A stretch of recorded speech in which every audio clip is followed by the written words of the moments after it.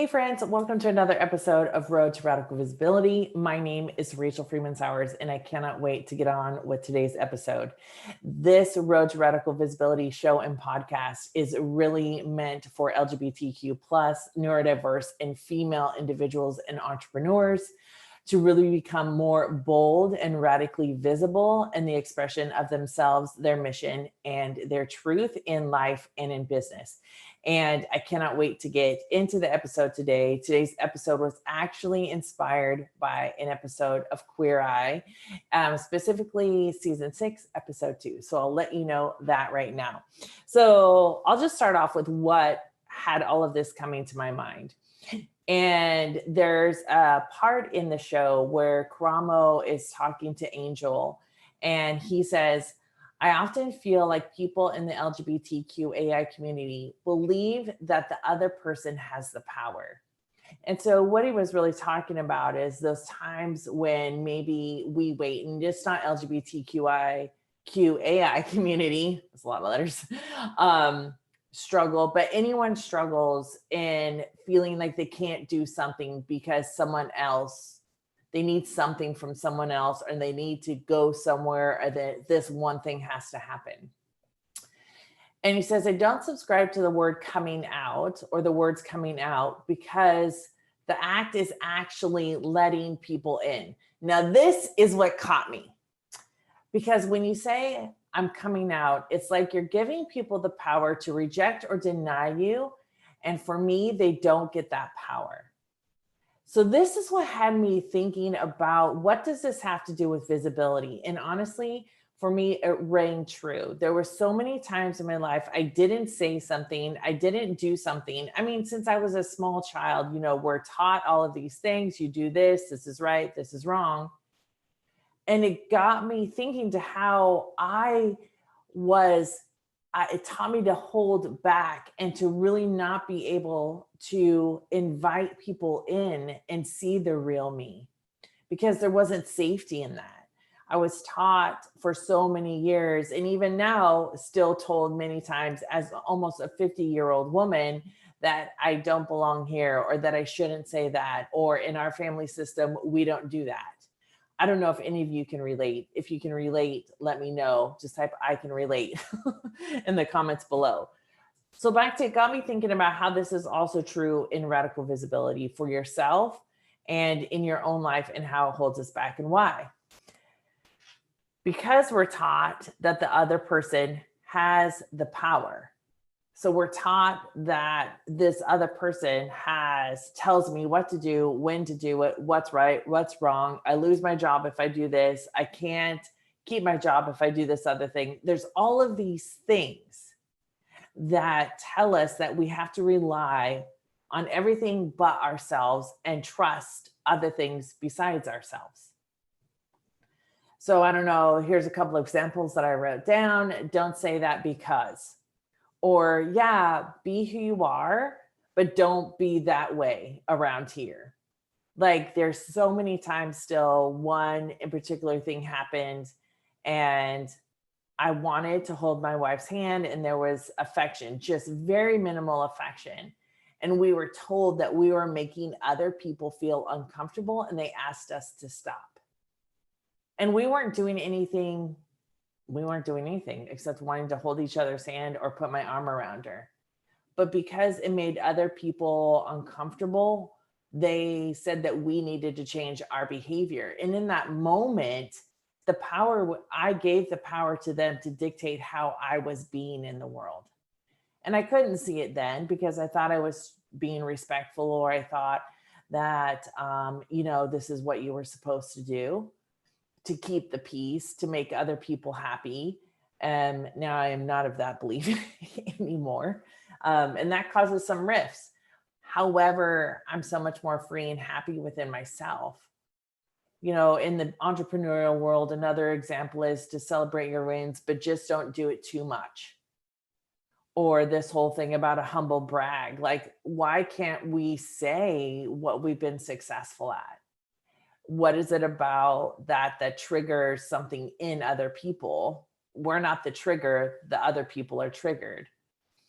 Or how many times have we stayed with something because we were taught, you just keep going, you just put your head down, you just, this is what your role is, or not to do something because someone else's feelings are going to be hurt. I remember for a while on Facebook, people were like, why did you unfriend me? And I was just clearing out the friend thing. But it's like, it was such a big deal to be unfriended on Facebook. Like, if that's where your friendships are made, there can be some issues there. Or for me and my wife, still, like, we don't fly our pride flag outside. And some people say, well, why can't you? Why can't you? Well, there are still things that can happen that actually are actual threats in where we live.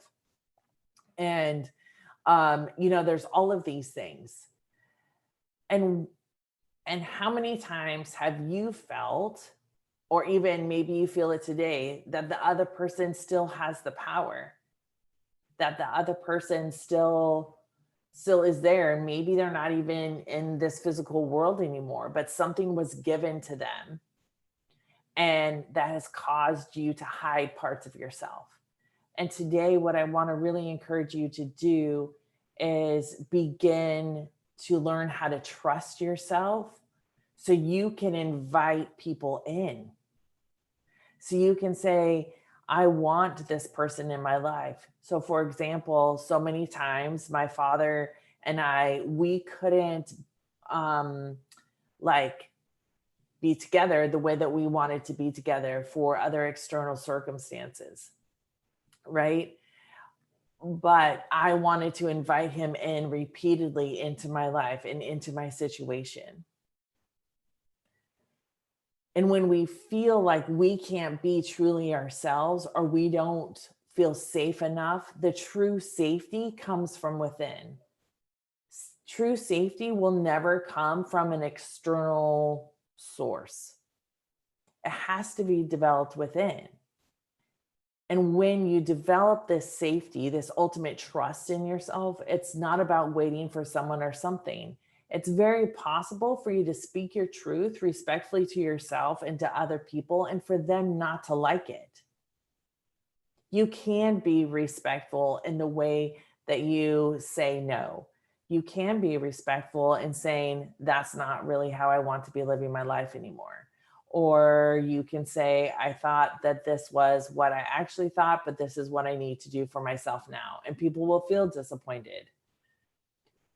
But that's you developing your trust in yourself. Let me know if this is all making sense. If you're liking this content, don't be afraid to hit that subscribe and like button on either the podcast or the YouTube channel. That'd be great. And if you find this information helpful and you want to share it, I'd love to have you do that too. Okay, so it's about not waiting. And what needs to happen? So it's about learning how to trust yourself and invite them in, right? So it's about learning to create the discernment from within and have that respect for yourself, to maintain relationships in a healthier way for you that are respectful for yourself and the other person, to speak your truth about what you truly want in life and how you want to be in the world, right? So there's all of these things that happens, but what needs to be done is the deeper work. Your power to invite people in, your safety to invite people in, comes from the deeper work. It comes from the times when you recognize what is within you that you've been taught is not good, or you've been taught to hush hush, right? Or you've been taught not to do, or whatever. And what happens, we end up not knowing ourselves really, because this is the hardest part, is that often we don't even know who we truly are in a situation or who we want to be. We're going about in the world and we're doing what we're told, like what we're told is right, appropriate, good, bad, right, wrong. And so often the us that we know, the me that we know, is really not the you that you want to know. And how you know that something is rising or bubbling up within you. And it's kind of like, in a champagne glass, you see little bubbles going up, because something becomes, creates the tension. Like, I don't want to do this anymore. Excuse me. I had a client say to me, she's like, Rachel, I used to be able to put the mask on and just go about my day and just keep going. And she's like, but I can't even do that anymore. She's like, I don't want to do it anymore. I have another client and she's like, I'm not just settling anymore. Something needs to change. I know there is something within me that wants more healing. And it's really identifying these different parts of yourself that have been contributing to your way of current being, and really creating a different relationship with these parts of yourself and saying, I see you, I hear you, you can take a break, and then creating a new reality.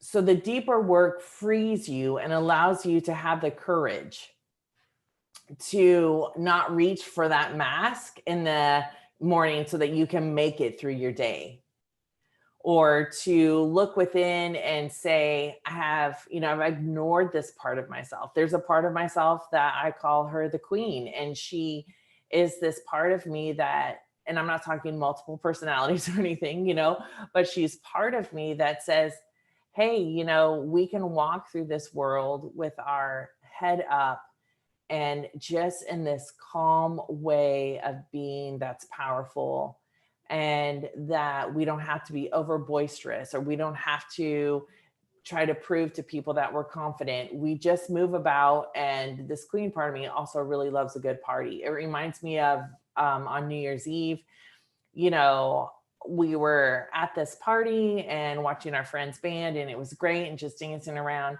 But that night there was about, I would say 50 or more people that came up to me and just said, I just love your outfit. I love your energy. And it wasn't like I was walking in the room with this neon sign that says, hey, everyone, look at me. It was me knowing that I could be this way and this place and be fulfilled and safe within myself. Right. So it frees you to have the courage to look within and say, hey, I've ignored you. I've pushed you down. I've told you to shut up or be quiet. And I don't want to do that anymore. Right. I want to experience all parts of me. It allows you to have the courage to speak your truth to yourself and to claim it and own it, independent of what other people think or say. And it's not about caring, but it's about caring more about yourself and what your own truth is. And it also allows you to have the courage to feel and be the person your soul is longing you to be. That's where the bubbles start coming up. Something says it's not right. Often these signs often come in tension or challenges, and something just doesn't feel right. And oftentimes people will say, well, I want to go back to the days when, and you'll remember the way that you had felt before. And I can guarantee you, if you do the deeper work, you'll feel the way even better than the way you felt before. Like you just will. That's how it goes. So I want to share with you a couple of things that have shifted, or that I have shifted to be the person I want to be 100% of the time. And it's not just ignoring. It's not just saying, I don't have any fear. It's not saying I don't care. What it really was is embracing all of these parts of me that believed I needed to do those things. So let me say that one more time. It was, I was embracing the parts of me that said I needed to keep doing that all of the time. I needed to keep saying that I don't care. I need to keep kind of just appearing to be more confident than I was. And so this is what I shifted. The first thing is I started small. So many times we think that the big movement comes in these big actions, and it can, but big actions really only take place, I don't know, I would say like once a year or something. The big shifts are due to smaller shifts. So I really just started saying what I wanted to say. So one time I had a boss, bless her, and she said, it seems like you've changed the way you are at work. And I said, yes, I've changed the way I am at work. And this is why. And at that moment, I could have said, well, yeah, I have, and don't worry about it. I'm just going to make it better. But what I did in that moment is I spoke my truth. And in a way that I was like, yes, I have changed. These are the experiences I'm having. This is what's happening. And this is the shifts. And it wasn't just about me taking on all of that and saying how I've messed up, but it really was being able to say what the truth was for me. There's other times I say the truth, even in everyday stuff, like, do you want to go and do this? No, I don't want to go and do that. You can feel free to go and do that, but I'm going to do this other thing instead, right? Even those kind of simple. Do you like this kind of food? No, I don't like that kind of food. Do you want to go to this restaurant? No, I don't want to go to that restaurant because I don't want to pay this money for food I can cook better at home, right? It's those kinds of things that you're starting to say. It's about saying when you want to say something, being able to say it in a way that you can trust, that it would be in your highest, with your highest like consciousness and then respectful to yourself. The second thing I did was I used the energy of fear to be the propellant to be what I wanted to be in any given situation. So I will tell you, I do not want the absence of fear in my life. Fear is a protective mechanism, but I didn't want it to take over everything. And oftentimes fear can look as control, and it can also look as anxiety. It can take several different forms.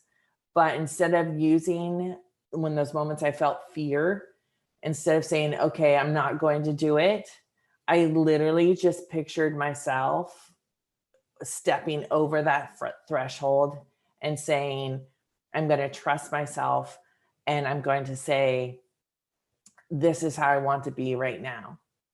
And I've done this on stage. I've done it in front of thousands of people. I've done it all over online. And once you begin to step over that threshold, the fear becomes smaller and smaller, and you begin to be able to step over it much easily. I use it as a signal to keep going instead of a sign to stop and to go back to old patterns. The third thing I did was I hired a mentor, and I did the deeper work, like really, really deep work. I kept on working on the things that came up for me every single day. Like, what are people going to think if I say this online? What are people going to think if I go opposite of what I think? So one example is, people in the online world for so long as entrepreneurs, you're taught you need this strategy, you need this funnel. This whole entire time, I was listening to, I needed a funnel, but what really I needed was I want to do the deeper work, or you need to have a course to be successful. Well, I don't want a course. I want to watch people's progress. I want to watch people's growth. I want to be involved in that process. And so, if you go against the grain, right? And all the thoughts that come with that. If I kept on, what are people gonna think? What will happen if I speak this truth in public setting? And so I'm gonna speak at the Martin Luther King Day here in my town in Redding, California. And even with that, like if I come in and I say some different things, if I talk about my gifts, if I talk about the way I use some oracle or tarot cards, if I allowed myself to be the truest parts of myself, what will happen? And I kept on working on that. And I kept on having my mentor help me work through this, and then use that fear again as a signal that it was only a pattern. These things are only a patterned way of thinking and a way of being. So, as we're wrapping up this, I really want to empower you to take these 3 shifts and see how maybe you can incorporate them if you've been feeling like other people have had more power or you've been giving other people that power. And to reclaim that power by having the courage to do the deeper work. It's not going to be accomplished by staying on the surface. I'll tell you that right now. It doesn't come by getting another strategy. It doesn't come by getting necessarily a new hairdo. It doesn't come by oftentimes even losing weight. It doesn't come by those things. It comes by deep diving into yourself and saying to yourself, I see all of me. I see all of me, and I want to be able to heal these parts and love all of these parts of me. Okay, so just one final thought for you before I end. Call in your power by acknowledging when you're able to be fully yourself, and say to yourself right then, so when you feel like you can be fully yourself and you've said or done something and you walk away with this feeling of that was exactly right for me. I did it in the exact right way, that I knew I trusted myself in that process. I would love for you to say, I want more of this.